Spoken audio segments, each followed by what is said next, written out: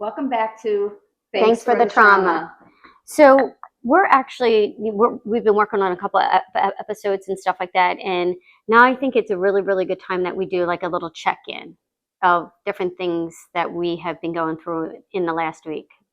Okay, so I'm gonna just say, like, imagine an onion, and now we're peeling back those layers, and we're getting deeper into our stuff. Like, we share it a little bit with everybody, but now, like, behind the scenes, we're remembering things. We're looking at stuff, and it's like it's triggering emotions that we have stuffed so deep inside ourselves, and like it's all like coming out, like it's all just rushing out of us. Yeah, and I think that you make a really good point, because even in this past week, I actually found some journals, and I think you said that you were really surprised that I even found a journal that the last 6 weeks of actually living in the basement. And I was really surprised about some of the stuff that was written in the journal. And it brought, I think, also some of those emotions. And then also seeing some of these pictures, that has brought up a lot of like really, really, really a lot of pain, I could say, for myself. And I've cried a lot this week because of us just really working through our trauma. I think for over the years and stuff like that, my life was so busy, I didn't have time to actually really look at some of the stuff that I actually went through. And I think this past week, I can't tell you how many times I've cried. But I know that it's all good stuff. And, I'm not a victim, I'm a survivor. And I know that, Tracy,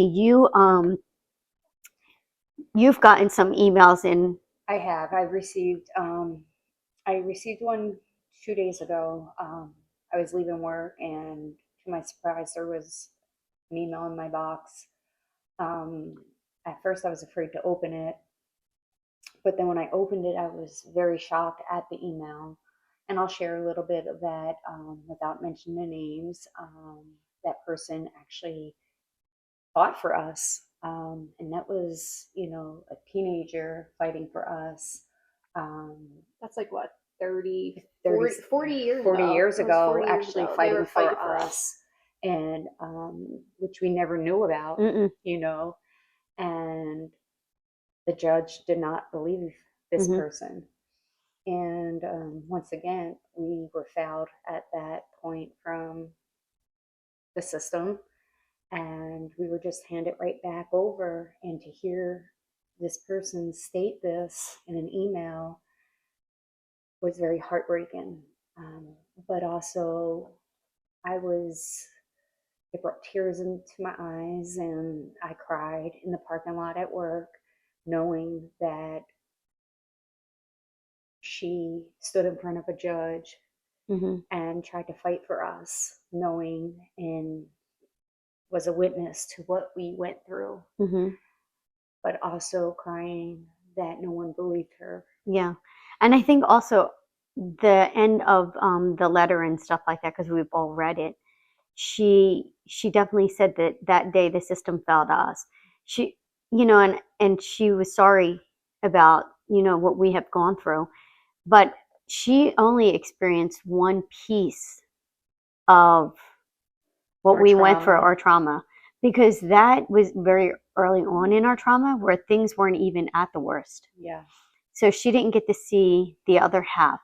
And I think that she reached out again too, because she did. Further on, as the conversation has went on, she just kept apologizing, because I opened up more to her and let her know that, like you said, that was the beginning of the trauma that she had witnessed. And I continued to tell her what had taken place, the torture, which that is what I will call it, because it escalated from that point on, from the projects then to Lusher Street.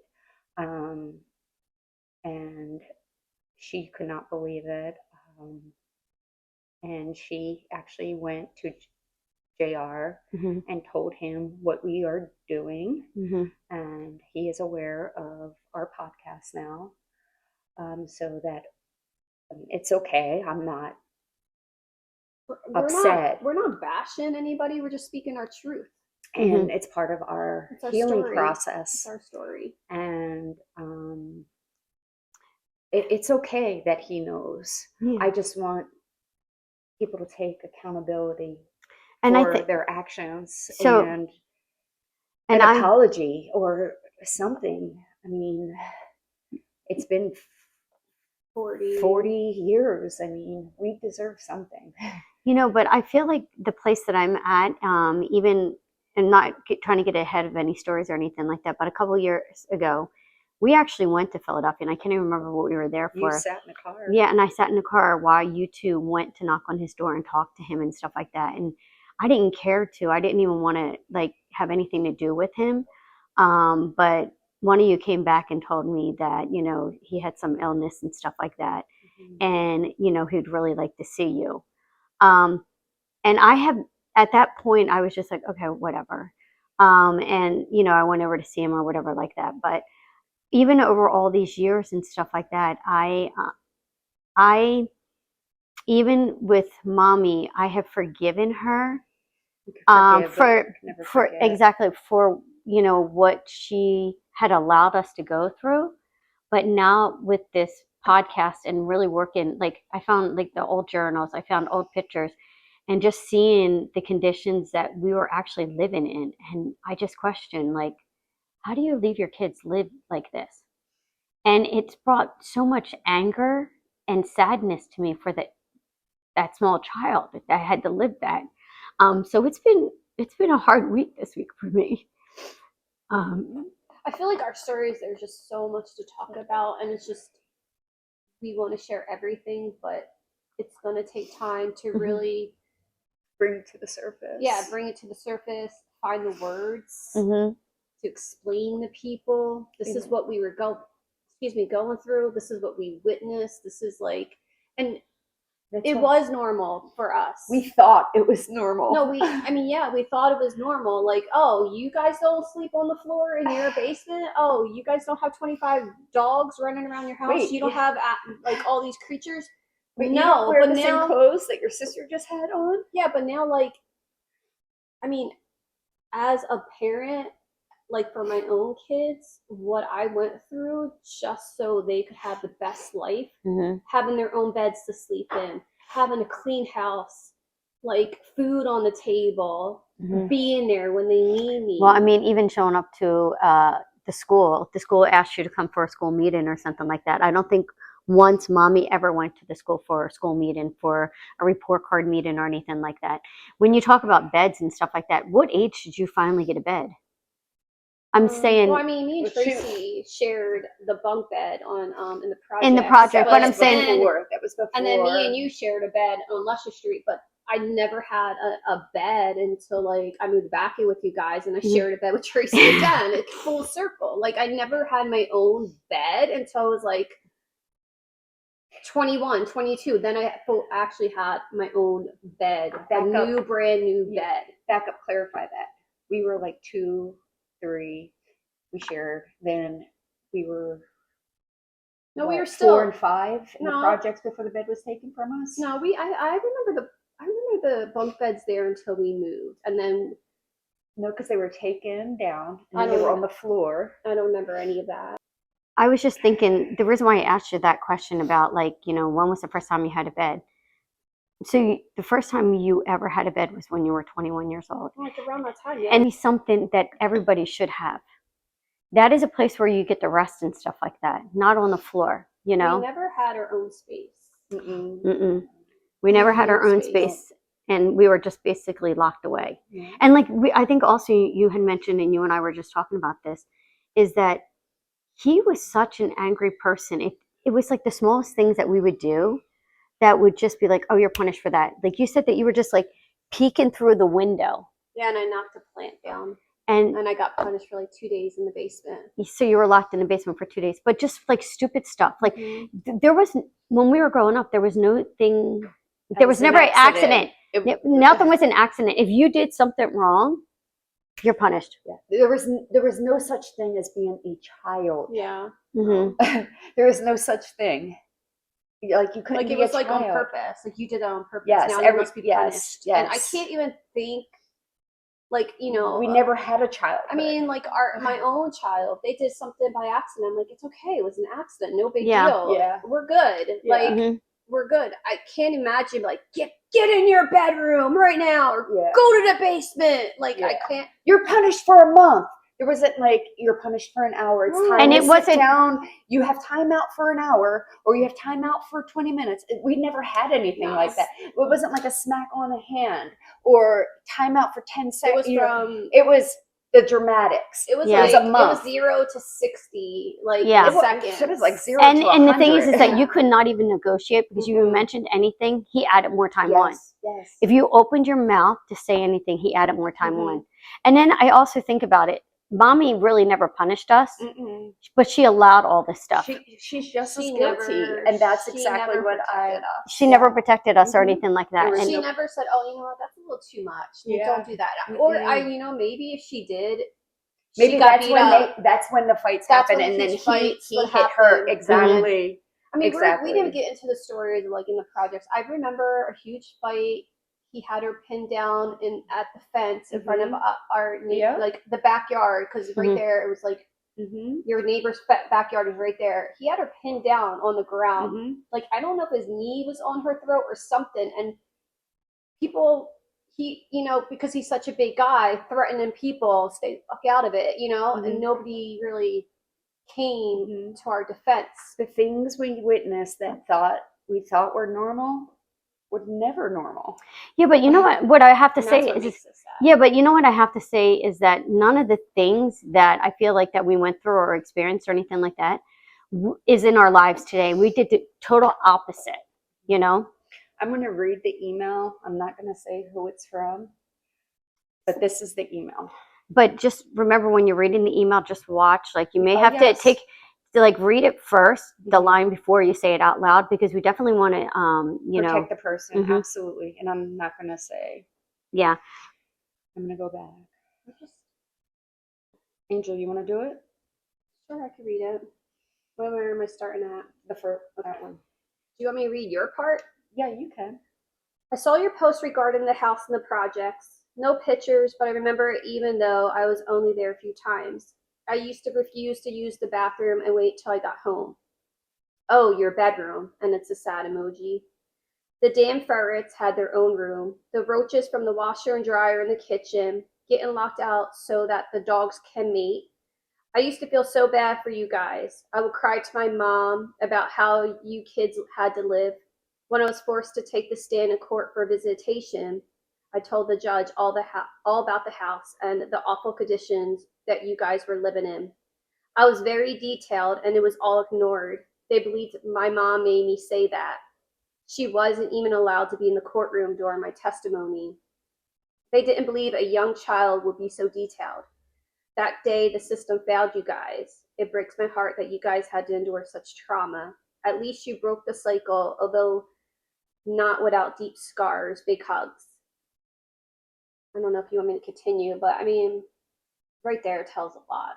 Yeah, I'm actually happy, but that we had someone that actually witnessed just a small piece of what But how we many lived. witnesses are really out there? How many more of our neighbors know something or even went to the courts? Or, I mean, I know way after what she's talking about, Mhm. way after, where DCF came to the door. Mhm. And he Had his stories. had his stories, and DCF closed the case, and they never Mhm. even stepped foot in that house. Yeah. Well, I think that's why, but Tracy, I think the point is that that's why, if you remember the front porch part, I think that's why that area was always nice and clean and like stuff like that. And I think even when the DCF workers came, that's the area that they would stay in.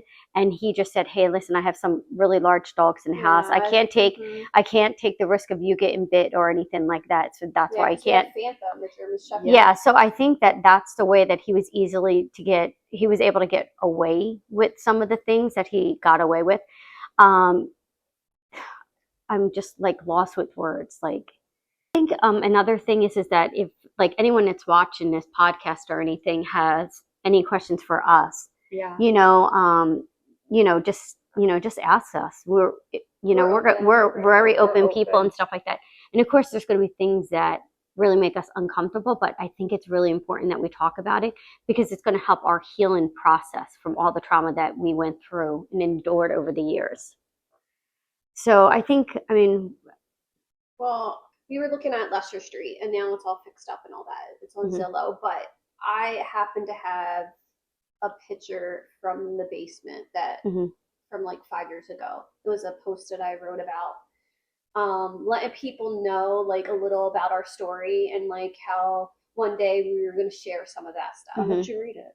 No, people could see it on. If I'll share it on our page, but because we do have a Facebook page that people can follow us on, right? yeah, we have Thanks for the Trauma. I'll share it on there.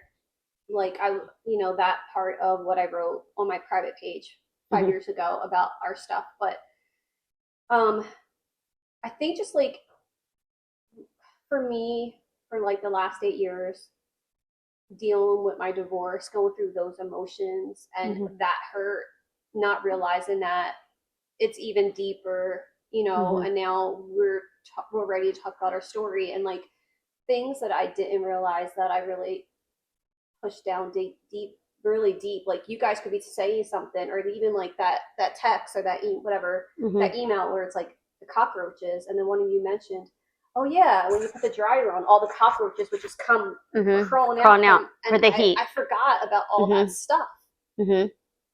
Like it's just like I always hold back my tears and my feelings because I'm like, no, it's never the right time. But when is the right time? I know, and that's why like I've healed to a certain point. I healed my adult shit, but now it's time to get in touch with my childhood stuff. Yeah, and work through it. And I think that's why we've all been so busy, raising our kids and stuff like that. And I think that we said, hey, you know what? We really want to heal from this. We really want to, just invest time in ourselves. We're getting older and stuff like that, and we want to take care of ourselves, and we want to, really process everything that we went through as a child. And I think, like you said, in the last week or so, seeing some of the pictures from your post and everything like that, I think that has been my biggest struggle this week, but because I think I blocked that.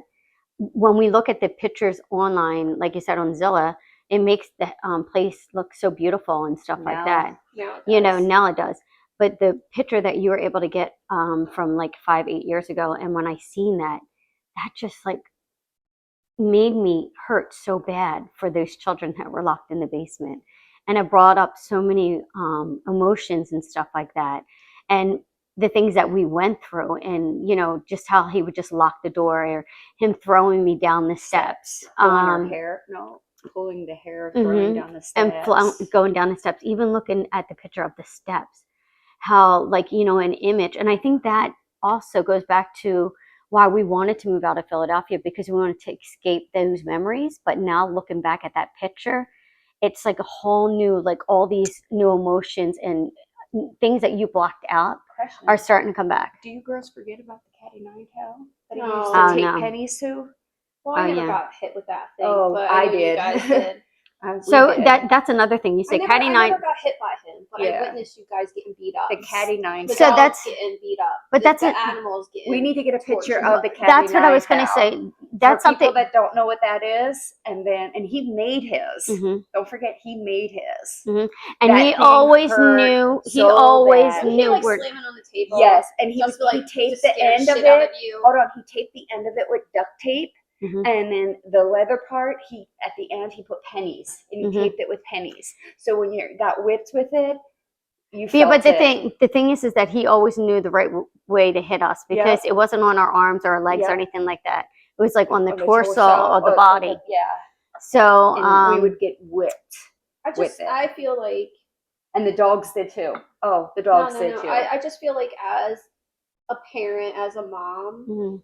There's no fucking way I would allow my kids to go through anything. I do remember, and I'm not justifying anything, nothing. I do remember Mommy would say things here and there, and that's when most of their fights would take place. Because I remember one time Mommy was leaving with, I was behind Mommy, but Mommy was going out the door, and he got mad, and that's when he put his hand through the glass on Leicester Street. Remember that door from the, and he put his hand through, and the blood was squirting everywhere. I mean, like I said before, we have just so much to talk about, and it's like, where do we start? Where do we start? Everybody's, you know, going through their stuff, trying to remember everything. You have like your journal from when we lived on Leicester Street, and I even said, how the hell were you able to keep that hidden? Because we had no privacy. Everything, we have no privacy, no privacy whatsoever. Everything got destroyed. Everything got destroyed. What we loved, like, we don't have anything. Like, we don't have pictures of our childhood. We don't have the pictures of the house because, like, the boxes were either pissed on or smelled so bad, or they were infested with cockroaches. So not even that, they were destroyed. Even, and I'm gonna say it, y'all could call me whatever, our favorite toys were destroyed and taken. Yeah, but I'm talking about later on.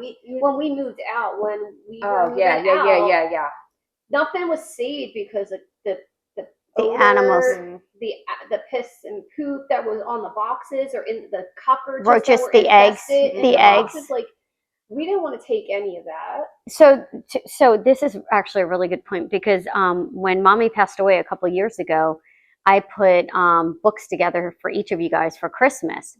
And I was able to find pictures of us when we were really young, only a couple. I've never seen a picture of myself as an infant, or even a toddler. I think the earliest picture I have maybe is when I'm 5 years old. I have one picture.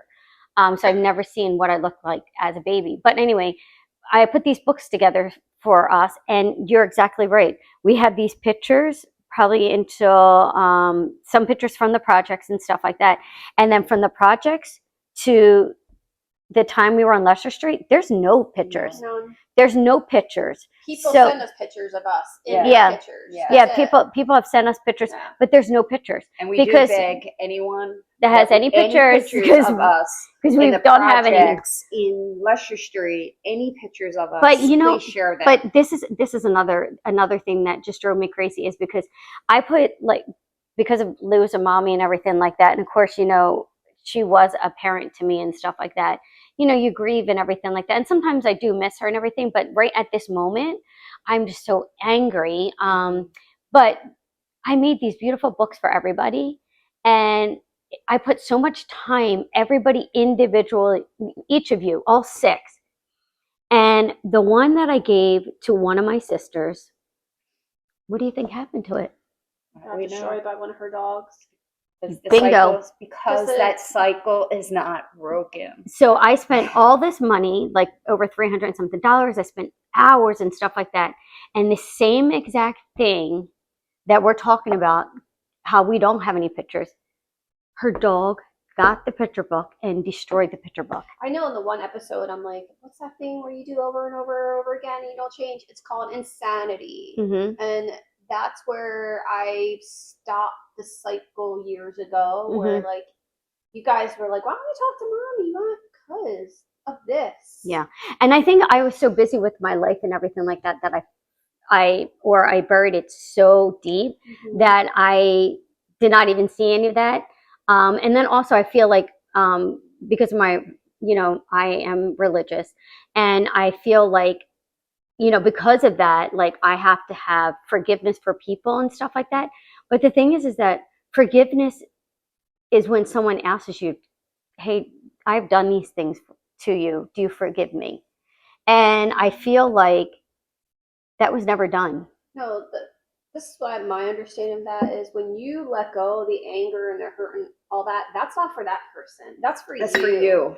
That's for you. Like, you could forgive them and say, yeah, you know what? I forgive you. I'm releasing this.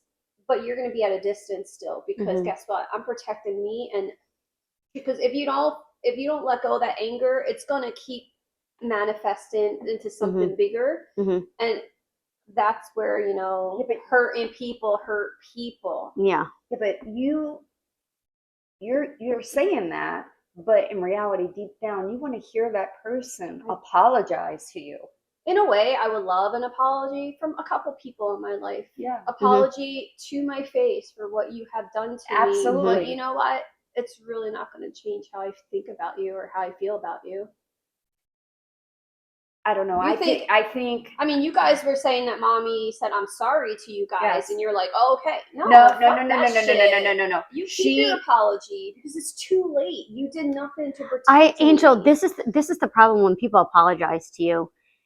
You have to say what you're have to apologizing for. Yeah. Hey, and mommy never did that. Yeah. Looking back now, mommy never said, you know, girls, I am so sorry about the way that I allowed you guys to live as children.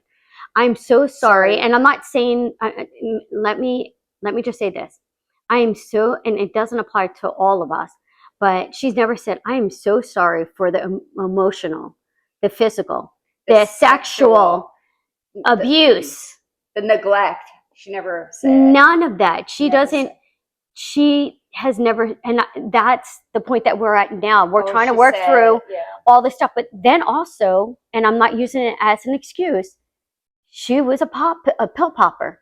So most of the time we were growing up, she was numb, and she just blocked everything out. I think she also numbed herself because of her childhood. Mm-hmm. You know, so that cycle. So she never broke her cycle. She never knew how to love. She was never happy. So she just numbed herself to continue to feel like like what she thought was normal. And it was never, so she never dealt with her own issues. I gotta say that, I don't know how long ago this was now, like maybe 6-7 years ago, when you tried to get me to sit down with her after my daughter's birthday party and talk about some stuff. She's like, you need to make peace.